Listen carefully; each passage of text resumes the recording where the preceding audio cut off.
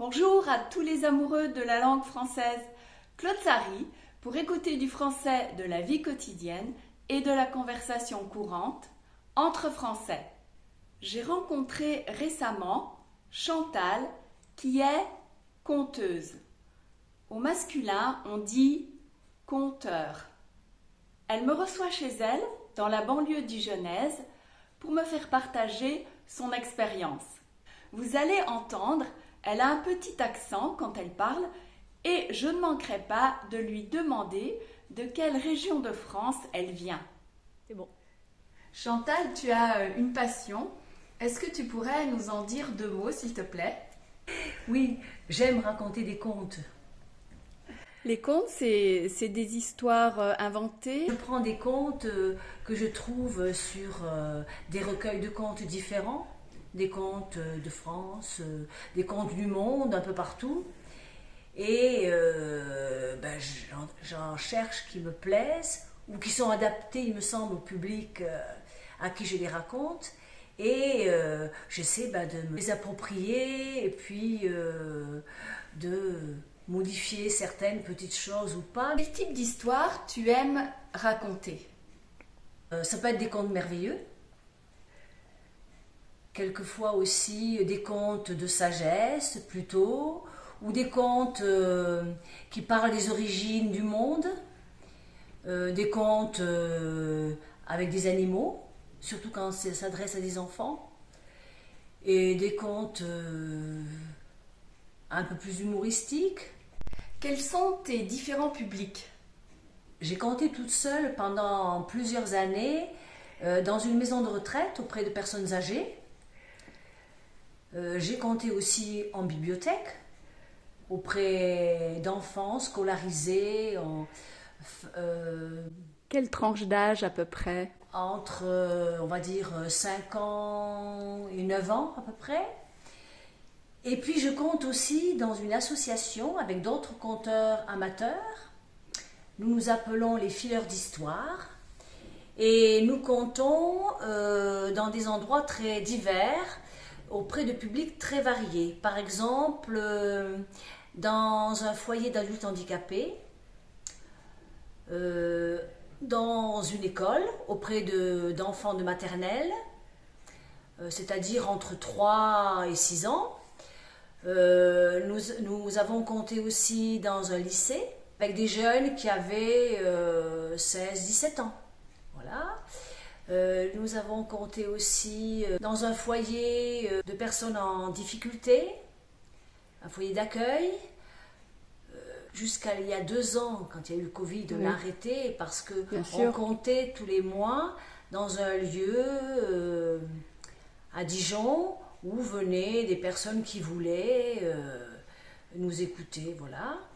Nous avons fait des balades comptées, c'est-à-dire dans la nature, une dans un jardin de Dijon, une autre au centre-ville. Dans un jardin public? Dans un jardin public. Est-ce que c'était le jardin d'Arcy ou... Non, ce n'était pas au jardin d'Arcy, mais au jardin de l'Arquebuse. Donc on déambulait dans le jardin de l'Arquebuse, on s'arrêtait à différents lieux et on racontait des contes. Et puis on reprenait le chemin et on racontait des contes ailleurs. Nous avons compté plusieurs fois dans une commune de l'agglomération dijonnaise pour les fêtes de Noël ou aussi à d'autres occasions. Tu peux me redire le village, le nom du village? C'est le village à Velars-sur-Ouche. Voilà. Nous avons compté pour les enfants et pour les adultes également. Voilà, puis d'autres que j'oublie peut-être, mais c'est assez varié. Combien de temps durent tes contes environ? J'imagine que surtout pour les enfants, il ne faut pas que ça dure trop longtemps. Alors des contes, ils font des longueurs très diverses, hein, mais j'avoue que je compte souvent des contes qui font à peu près autour de 5-6 minutes. Souvent, c'est à peu près la moyenne de la durée des contes. Comment t'est venue l'idée de conter? Quand j'ai terminé mon activité professionnelle, j'avais envie d'investir dans quelque chose de particulier, d'avoir un projet. Et j'aime beaucoup les livres. J'ai toujours aimé les livres et j'avais envie de quelque chose autour du livre. Je ne savais pas quoi réellement. Et j'ai pensé au conte. Parce que j'aime bien aussi ce qui est l'oralité. Et j'ai eu envie à ce moment-là de faire une formation, de démarrer une formation d'initiation au conte pour savoir d'une part si ça me plairait et d'autre part si j'avais quelques éventuellement capacités à conter. Cette formation, tu l'as suivie où? Combien de temps? Est-ce que ça t'a renforcé dans ton idée de conter? Oui, j'ai suivi une formation d'une semaine à Paris dans une association avec une conteuse et c'est vrai que toute la semaine, on était une dizaine et toute la semaine on a compté. Et c'est vrai que je me suis rendu compte que ça me plaisait et que bon, oui, je pouvais peut-être me débrouiller quoi, voilà. C'est comme ça que ça a démarré et ensuite j'ai cherché des endroits où je pourrais compter. Est-ce que tu pourrais me décrire un petit peu la réaction des enfants quand tu racontes tes histoires? Quand je raconte des histoires, toute seule ou bien avec mes autres collègues conteurs et conteuses, les enfants, par exemple, la dernière fois où nous avons compté pour Noël, il y avait des enfants d'âge très divers. Il y en avait des petits qui avaient 1 an, pas plus, avec leurs parents, et les plus grands devaient avoir 7-8 ans.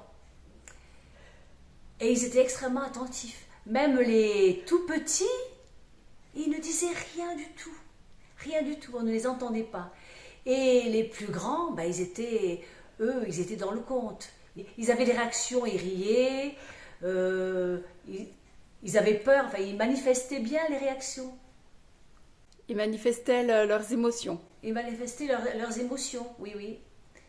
Et certaines fois, d'ailleurs, ça m'est arrivé une autre fois, où les plus grands, c'était une classe d'enfants de 7-8 ans, ils m'avaient interrogé à la fin du conte sur des choses qui auraient pu se passer après, sur la suite du conte. Comment eux, ils la voyaient, est-ce que ça pouvait être ça ou autre chose. C'était très intéressant. Pour toi, quelles sont les qualités pour être un bon conteur ou une bonne conteuse? C'est difficile comme question. Moi, je ne suis pas forcément une bonne conteuse. J'essaie de faire de mon mieux parce qu'il faut, je crois, très longtemps pour bien maîtriser l'art de conter. Mais je pense qu'il faut aimer les histoires.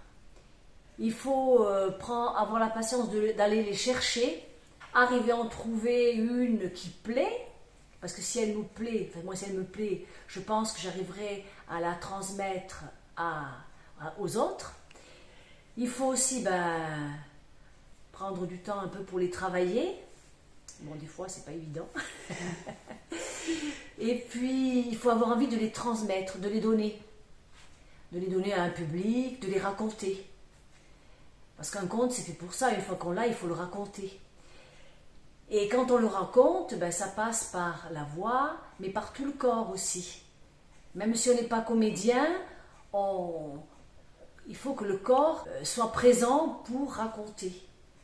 Parce qu'on fait quand même quelques gestes, on prend quelques petites attitudes qui peuvent suggérer telle ou telle chose dans l'histoire. Tu as un petit accent du sud-ouest de la France, n'est-ce pas? D'où exactement? Et il paraît en tout cas que j'ai gardé un peu de l'accent du sud-ouest. C'est de l'Aveyron en fait. La ville principale de l'Aveyron, c'est Rodez. Et Rodez, il y a le musée Soulages, du peintre Soulages, donc qui est, je crois, assez connu. Et voilà, je viens de ces coins-là.